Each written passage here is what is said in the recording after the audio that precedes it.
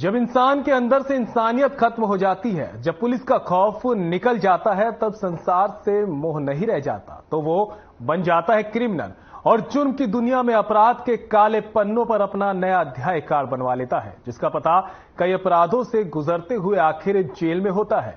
जुर्म के अनोखे अफसाने, हैरतअंगेज और खौफनाक वारदात की खून से सनी तस्वीरें, काले कारनामों की कहानियां जो आपके रोंगटे खड़े कर देगी।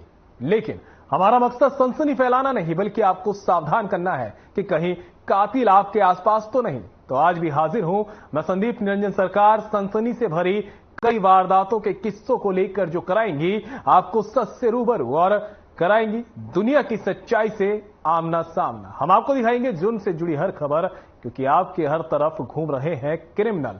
तो हो जाइए तैयार और खोल लीजिए अपने आंख और कान।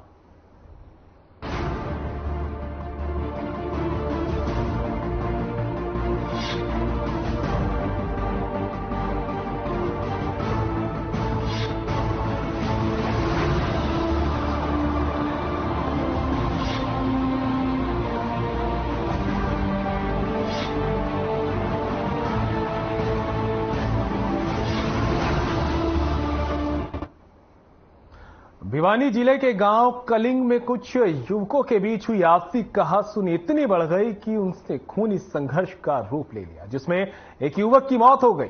मृतक एक प्राइवेट कंपनी में काम करता था और एक दिन पहले ही अपने घर आया था, लेकिन ऐसा क्या हुआ कि कहासुनी की नौबत मारपीट तक आ गई। देखिए रिपोर्ट।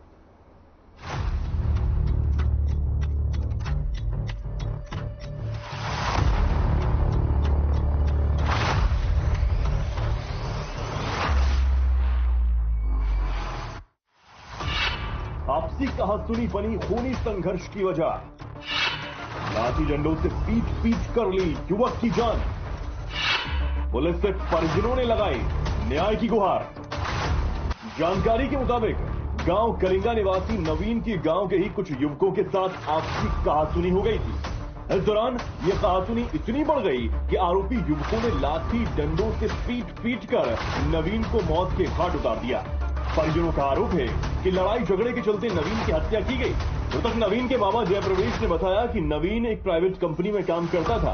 वो एक दिन पहले ही घर आया था। नवीन का कुछ युवकों के साथ झगड़ा हो गया था। साथ ही आरोपियों ने लाठी डंडों से पीट पीट कर नवीन की हत्या कर दी। परिजनों ने अब पुलिस प्रशासन से न्याय की गुहार लगाई है। ये जो हादसा हुआ है जिस लड़के के साथ, वो मेरा भतीजा है, बड़े भाई प्रहलाद सिंह का बड़ा लड़का है। गाँव के 3 लोगों ने उसके साथ मारपीट करी है, जिससे ज़्यादा उसको चोटें आने की वजह से थोड़ी देर बाद उसने दम छोड़ दिया और वो एक्सपायर हो गया। क्या नाम था? कितनी उम्र थी? मेरा नाम नवीन था। उम्र जो है 29 साल के पास है उसकी। ठीक है, मैरिड था? अभी नहीं, अभी शादी नहीं हुई उसकी। क्या काम किया करता था? वो प्राइवेट ट्रांसपोर्ट वगैरह में काम करता था। तो अभी गाँव आया हुआ था पिछले 14 तारीख से। तो कल ही मतलब उसका कोई झगड़ा हुआ है उसकी। जब उन्होंने आके उसको जब मारा है, तभी हमारे को पता चला से हमको भी ऐसे गाँव के युवक उसको मार के गए, डंडों से, लाठियों से, जो भी है, मुक्कों से, बात से, कुओं से, तो सुहा जो बर्फ जो है उससे उससे वार किया हुआ था। क्योंकि मैं अभी मोर्चरी में गया था, तो मैंने उसको वार देखे थे, जिस मतलब कदर उसको मारा गया दे रहे हैं। वहीं इस बारे में मामले की जांच कर रहे एएसआई दशरथ ने बताया कि उन्हें सूचना मिली थी कि नवीन नामक युवक की हत्या कर दी गई। इसके बाद वे मौके पर पहुंचे, साथ ही जांच शुरू की गई। फिलहाल परिजनों के बयान के आधार पर मामला दर्ज कर जांच शुरू कर दी गई है। जल्द ही आरोपियों को गिरफ्तार कर लिया जाएगा। मध्य रात्रि से सूचना प्राप्त हुई कि नवीन पुत्र पर आदिवासी तेलंगा लड़ाई झगड़ा में मेडिकल के कारण में अस्पताल भिवानी पहुंचा है। मृतक के पिता प्रहलाद के बयान के ऊपर मुकदमा नंबर 423 धारा 302 IPC दर्ज रजिस्टर किया गया। कार्रवाई जारी है। जो प्राथमिक जांच में क्या मिला?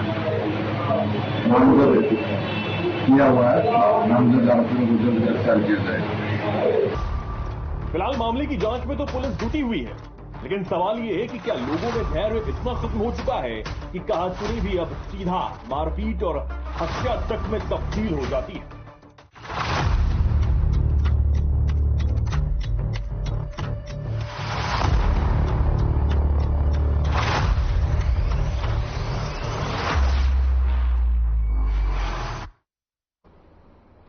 तो हरियाणा में एक दिल दहला देने वाली वारदात को अंजाम दिया गया, जो देखकर आपके रोंगटे खड़े हो जाएंगे। आज की तारीख में किसी आम आदमी का घर से बाहर जाना भी दूभर हो चुका है।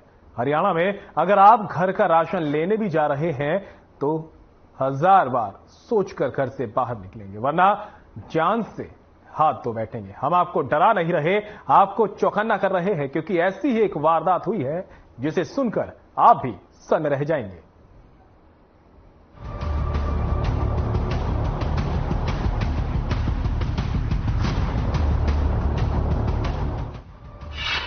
भिवानी में बदमाशों के हौसले बुलंद। भिवानी में ऑटो चालक की निर्मम हत्या, सिर पर ईंट मारकर की निर्मम हत्या, हत्या कर सड़क किनारे फेंका शव। बदमाशों में नहीं रहा पुलिस का खौफ। हरियाणा के भिवानी में बीती 18 जुलाई को दिल को दहला देने वाली घटना को अंजाम तब दिया गया जब एक ऑटो चालक की सिर में ईंट मारकर उसकी निर्मम हत्या किए जाने का मामला सामने आया। मृतक की पहचान 30 साल के रामभंज के रूप में हुई है, जो कि एक नवजात का पिता था।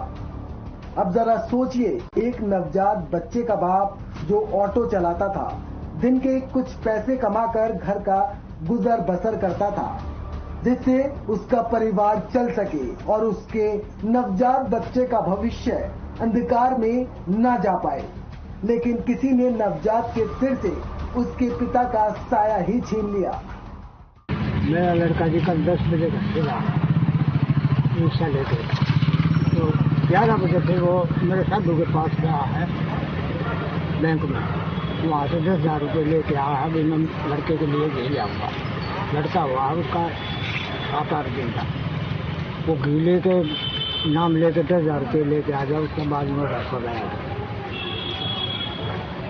हमें तो सुबह 7:15 बजे किसी ने फोन किया है, तब हमें पता लगा है। जब हम यहाँ आए तो हमने आके देखा तो यहाँ डेड बॉडी में। जानकारी के मुताबिक ऑटो चालक रामभंज 18 जुलाई की रात को घर का सामान लेने के लिए बाजार गया, लेकिन जब रामभंज कई घंटे बाद भी घर पर नहीं लौटा तो रामभंज के परिजनों ने उसे बार बार फोन किए, लेकिन ऑटो चालक रामभंज ने फोन नहीं उठाया और परिजनों को रामभंज का कोई पता नहीं चला।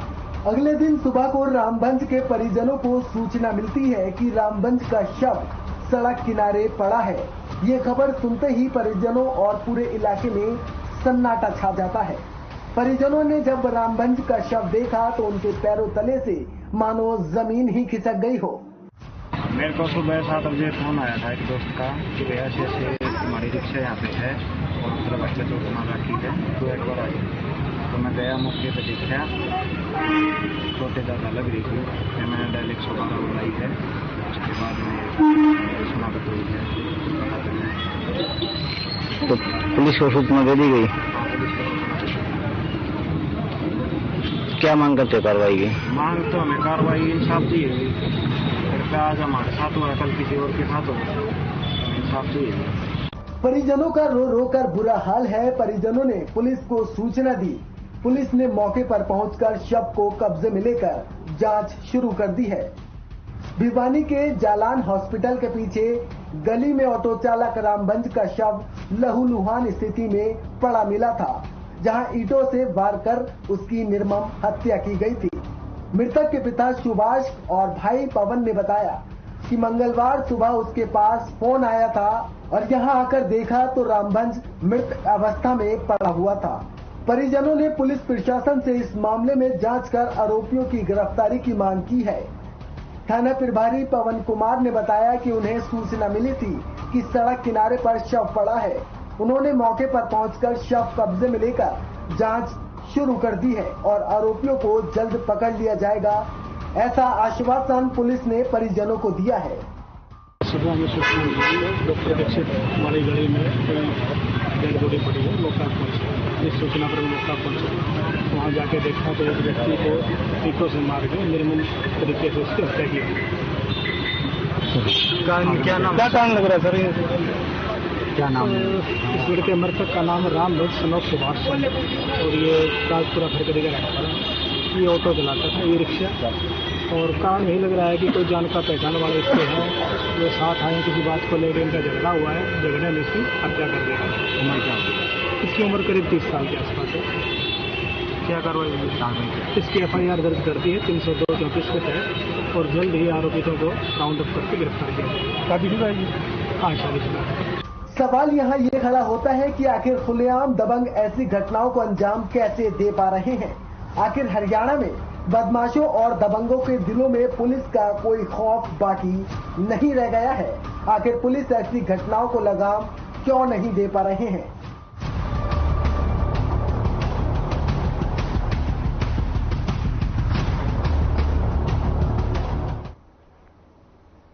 और अब फरीदाबाद से आपको एक खबर बताते हैं, जहां एक विवाहिता की मौत की खबर ने परिवार को हिलाकर रख दिया। 5 महीने पहले महिला की धूमधाम से शादी की गई थी। परिजनों ने ससुराल वालों पर उनकी बेटी को प्रताड़ित करने के आरोप लगाए हैं। क्या है पूरा मामला, ये रिपोर्ट देखिए।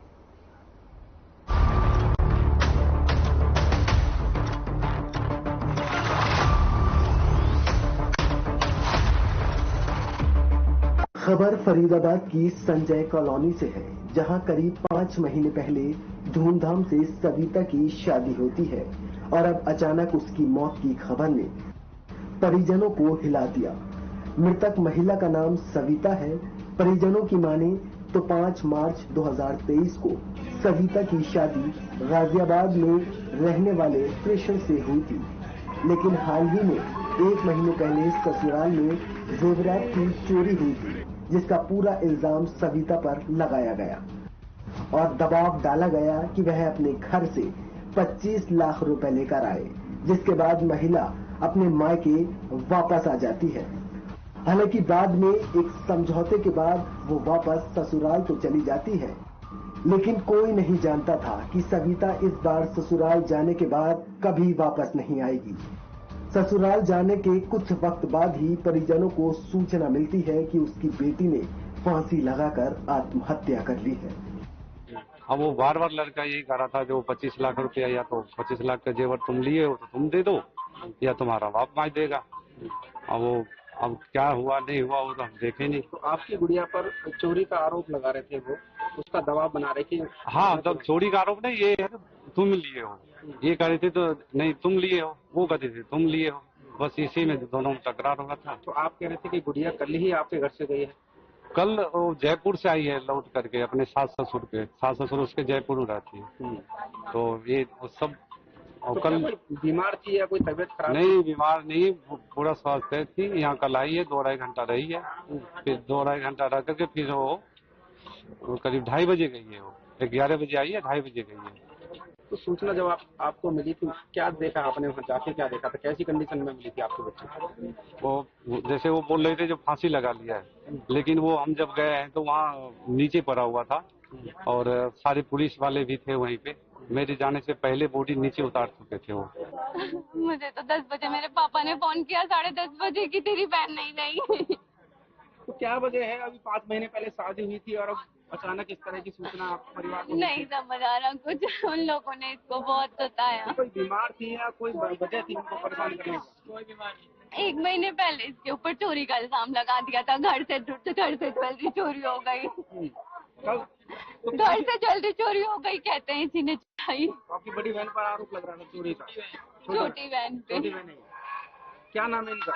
सविता। तो कहाँ शादी हुई थी इनकी? गाजियाबाद। तो कौन है जिनसे शादी हुई थी, क्या नाम है? कृष्ण। तो क्या लग रहा है हत्या हुई है इनकी? हत्या की इसकी, क्योंकि जब हम पहुंचे वहाँ पे तो इसकी बॉडी नीचे रखी हुई थी। कह रहे पंखे से लटक के इसने फांसी ली। वो 75 kg वजन होगा कम से कम इसका, और वो पंखा हिला भी नहीं है। वो पंखा जस्ट कतस है। कोई पंखा 75 kg वजन सहन कर सकता है? वहीं मामले की गंभीरता को देखते हुए क्षेत्रों के निवर्तमान पार्षद भी स्थानीय लोगों के साथ मृतक के घर पहुंचे, जहां उन्होंने पुलिस से बातचीत करके जल्द कार्रवाई करने की बात कही है। साहिबाबाद थाना है गाजियाबाद के अंदर जी, उसमें ये मामला हुआ है। हमारे यहाँ की बेटी है और बेटी को ससुराल पक्ष ने गला घोंट कर उसकी हत्या कर दी है। उसमें वहाँ के जो थाना है साहिबाबाद का, उसमें मेरी आईओ से कंसल्ट हुई है फोन पे।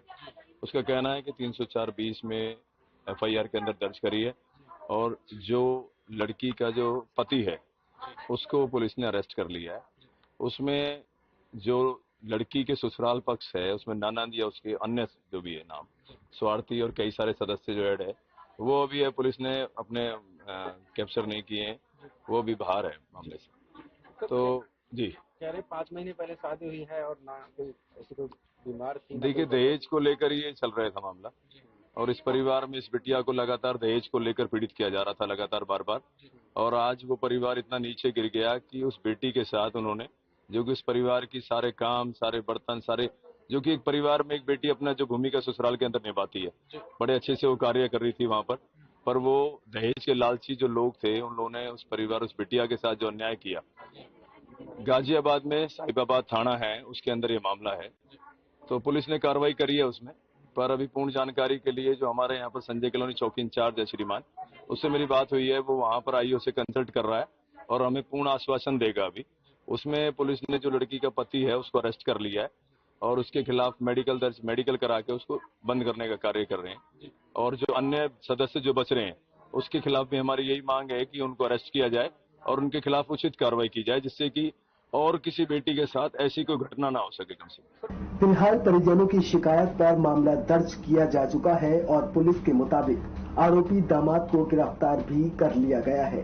लेकिन अब देखना ये होगा कि क्या आरोपियों को उनके किए की सजा मिल पाएगी या नहीं।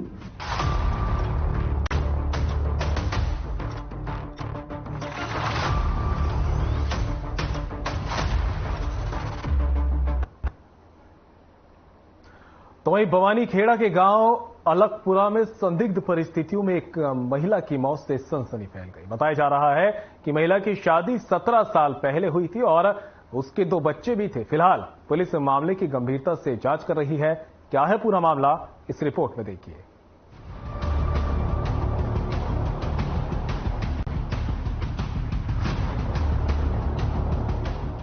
खबर भवानीखेड़ा से सामने आई है, जहां 17 साल पहले एक महिला की शादी होती है और अचानक उसकी मौत की खबर मिलने से सनसनी फैल गई। खबरों की माने तो मृतक महिला के पति के किसी और महिला के साथ अवैध संबंध थे, जिसे लेकर आए दिन दोनों के बीच वाद विवाद होता था। वहीं मृतका के भाई के मुताबिक आरोपी जीजा ने लड़ाई और झगड़े से तंग आकर उसकी बहन को मौत के घाट उतार दिया। आज सुबह सूचना मिली कि अलकपुरा गांव में किसी महिला की हत्या कर दी गई, जिस पर मौके पर पहुंचे, वहां मौके की जांच की गई, जिसमें महिला सुमन नाम है जिसका, उसकी करीब 17 साल पहले शादी हुई थी और उसके 2 बच्चे हैं। बड़ा बेटा 16 साल का है, छोटा बेटा करीब 10 साल का है, जिसके इसके पति पर किसी महिला से अवैध संबंध होने के आरोप लगाए गए। उसी को लेकर इसके परिवारजनों ने आरोप लगाए और उसके भाई के बयान पर अभियोग 302 दर्ज किया गया। पुलिस किस तरह की जांच में जुटी हुई है? पुलिस आत्महत्या और हत्या दोनों की तरफ से जांच कर रही है। प्रथम दृष्टया जो जांच में आया है उसमें और जो आगे पोस्टमार्टम रिपोर्ट आएगी उसके आधार पर ही आगे की कार्रवाई करेगी।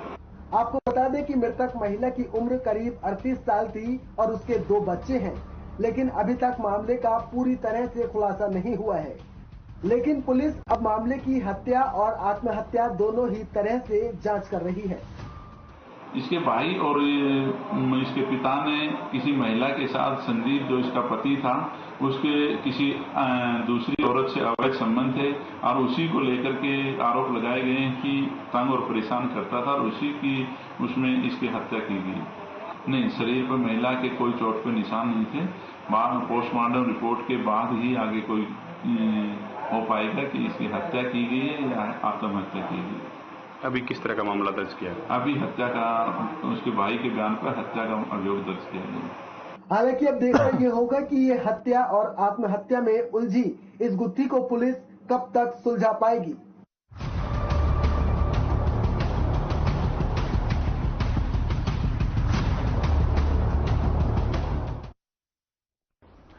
शराब पीकर गाड़ी ना चलाएं, ऐसा आपने लोगों के मुंह से कहते और जगह जगह पर बोर्ड पर लिखा देखा होगा।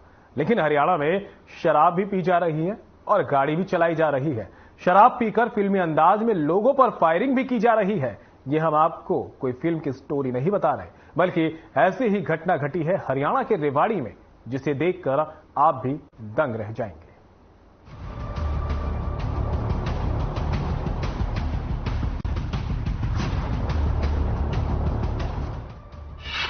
एक्सीडेंट कर बदमाशों ने की फायरिंग।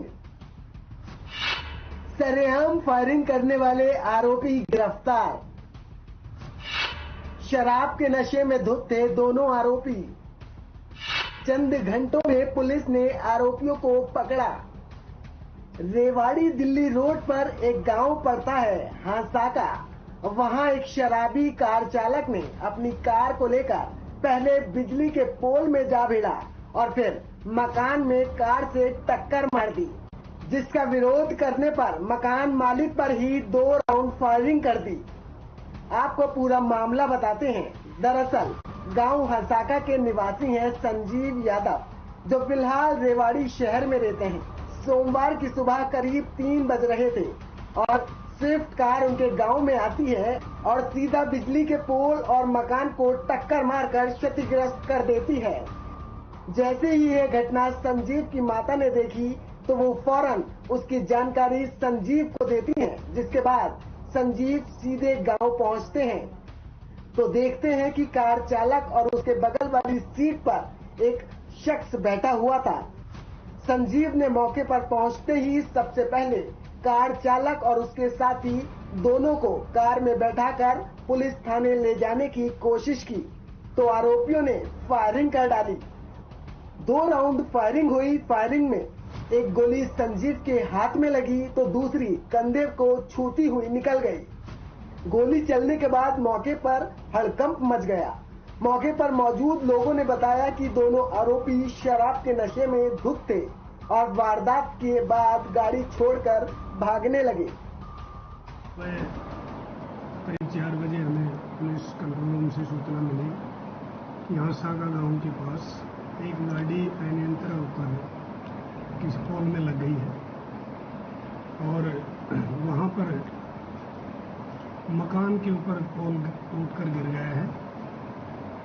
उस चीज़ के बारे में आरोपियों को ये बात पूछने के लिए कि गाड़ी कैसे अनियंत्रित हुई और ये नुकसान हो गया, पोल के द्वारा हमारा मकान भी क्षतिग्रस्त हो गया। इस बात को गुस्से में आकर के आरोपी जो 2 कार में सवार थे उन्होंने वहाँ बदसलूकी की और फायरिंग की वहाँ पर।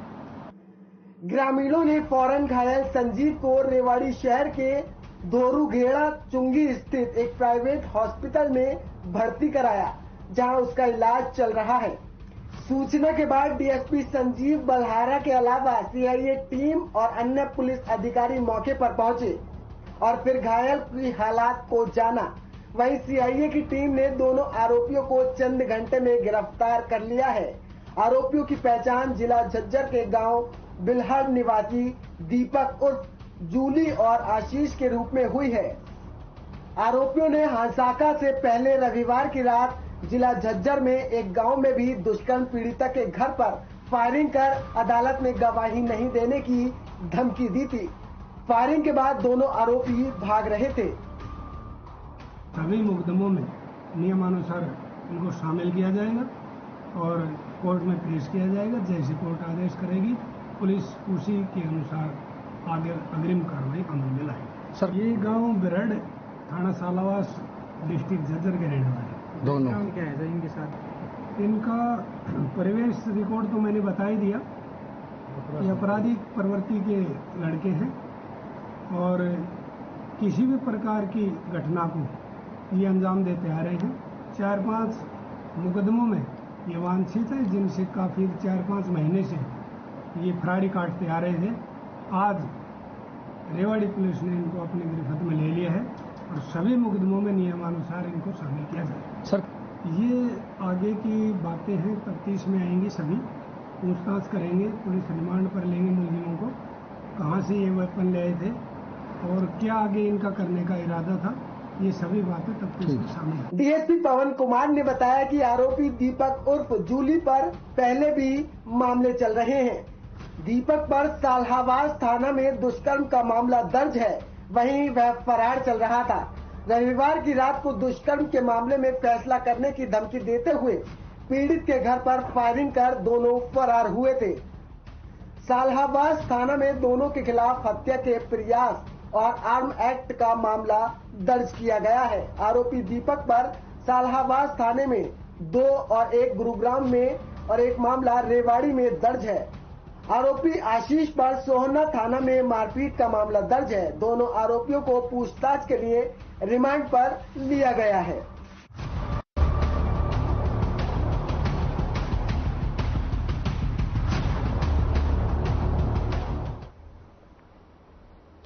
तो देखा आपने किस तरह से बदमाश शातिराना अंदाज में अपराध की वारदात को अंजाम देते हैं और मौके से फरार हो जाते हैं। हमारे इस खास कार्यक्रम का मकसद आपको डराना नहीं था, बल्कि आगाह करना था, क्योंकि हो सकता है कि कोई बदमाश दोस्ती और अपनेपन का चोला पहनकर आपके आसपास ही घूम रहा हो। तो सावधान रहिए और ऐसी ही वारदात भरी कहानियों के लिए देखते रहिए हमारा खास कार्यक्रम क्रिमिनल।